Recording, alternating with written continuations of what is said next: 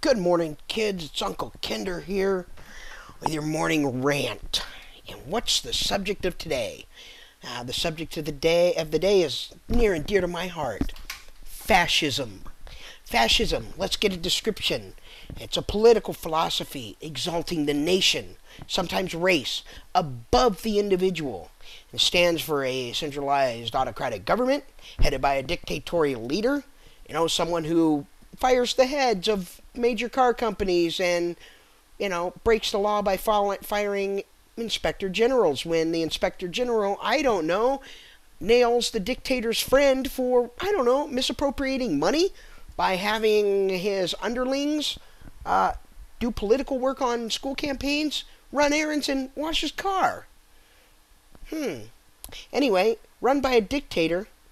And it's also got severe economic and social regimentation. Sometimes it has forcible suppression of opposition. That's coming. I used to think the people going, hey, there's big, huge FEMA camps in the Southwest and they're going to round us all up. I used to think those people were nuts. Not anymore. Things are starting to scare me. What's scaring me? Specifically, our president's a fascist. He's taken over the auto industry, pretty much. And now through unfair competition, you watch, he will try to destroy Ford because Ford is the last American car company still standing. He's taken over the banks. A bunch of banks tried to pay back the money they got, and the government said, no, we don't want it back. You can pay us back after a certain date. But now, even though a bunch of banks are making their payments and paying the government back, what's the government doing? Obama's appointing, first he's appointing all these little czars, they call them, that are only answerable to him, not to Congress, i.e. to us, just to him. And he's just setting a pay and giving them a job. Oh, hey, you do this, you do that. Now he's got a pay czar, executive compensation czar. All right, now check this out. A little bit of history lesson for you. 1928 or so, they come up with the minimum wage. Back then, the government still had an inkling of what it was supposed to do, and they said, well, we're not supposed to deal with things that don't deal with interstate commerce, so we're only going to put a minimum wage on the interstate commerce people. That's fine and dandy. So they did that. Well, now they've got the minimum wage on the interstate commerce people. And then they said, oh, you deal in an industry that deals with the interstate commerce, so we're going to put minimum wage to you too. And then a little later it was, oh, you are in an industry that deals with interstate commerce, we're going to put minimum wage on you. And now what has happened? Everybody is subject to minimum wage, right? Minimum wage across the board. Well, now they're starting to maximum wage. Well, you get a maximum wage, and we're only going to put it to the people that take the bailout. But in a little while, it'll be like, well, you're in an industry that deals with the industry that took the bailout, so we're going to give you a minimum wage. And a little while after that, it's, you're in an industry that deals with an industry that deals with the guys that took the bailout, so we're going to put the maximum wage on you. And pretty soon, we're going to have a maximum wage. Going to be here. You get a minimum wage down here, maximum wage here, because it's not fair to pay people more, less than this, right? But it's not. You don't need any more than this. You know why you don't need any more than this? Because by then, the government will take care of you. You have your health care, you have retirement, everything taken care of by the government. You won't even have to work for it. You won't have to do a thing to earn it. It'll all be yours just for being a citizen or an inhabitant of this great country. Because they're not going to secure the border. They're not going to throw the illegals out. They're not going to even make them suffer horribly for breaking the law to get here in the first damn place. Other ways that Obama is fascist. All right, we've outlined how he's taken over car industry, the banking.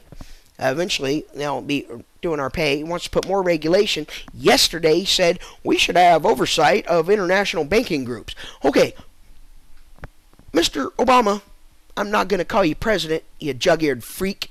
You're acting like a despotic king. But, Mr. Obama, let me ask you a question, sir. What gives you the right to regulate banks in China, Britain, France, or any other country just because they're international? As long as when they're here, they're adhering to our laws, that's what counts. You have no right to know what the hell they're doing if they're not doing it here. Do you get that? Do you understand that? Is this concept that you're an American leader clicking in your big-eared head yet? Do you get this? I don't think you do. All right, here's the thing. We've got a fascist as a president. because 52 million of you idiots wandered off to the polls going, hope and change, hope and change, hope and change, like some kind of insane fucking political zombie. And what have we got? We've got a fascist in the White House. We've got an attorney general who put out, had a report put out saying, hey, listen, military veterans coming back, people that believe in the Second Amendment, people that believe we should secure the border, people that believe the Constitution's not a living document, people that are against abortion, people that go to church, people who are patriots, these right-wing wackos might be domestic terrorists. They're ripe for domestic terrorism. And people say, I can't believe you're calling people who want to adhere to the Constitution terrorists. And we said, dude, you need to apologize. You need to tell that woman to apologize. Basically, a lot of people got mad and said, respectfully, President Obama, would you please have Attorney General Napolitano apologize for calling patriots terrorists? And he said, no, it's a non-issue. I'm not even going to answer that question. So then we got mad and said, yo, dude, you better tell your bitch to step the fuck up and say what's up. And he ain't paying attention to that.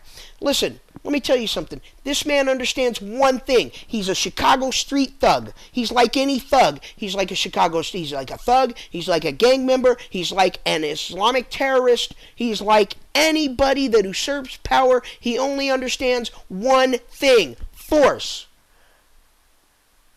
And if we don't step up in 2010, get to them polls and elect people to Congress, especially the House. We've got to turn the House and try and turn the Senate. If we don't step up there and put damned conservative people up in there, people who believe in America, people who believe in freedom, people who believe in your right to live your life unencumbered by a large government and onerous taxes. If we don't put people like that into that house on that hill in 2010, there's only one of two ways it can go, folks. One of two ways. Think about it.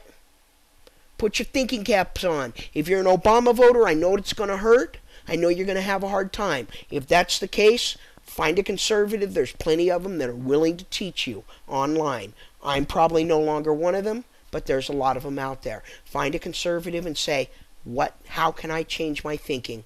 How can I realize that if we don't elect conservatives, we're going to go down a road that we probably don't want to go down, but we're going to be forced to go down.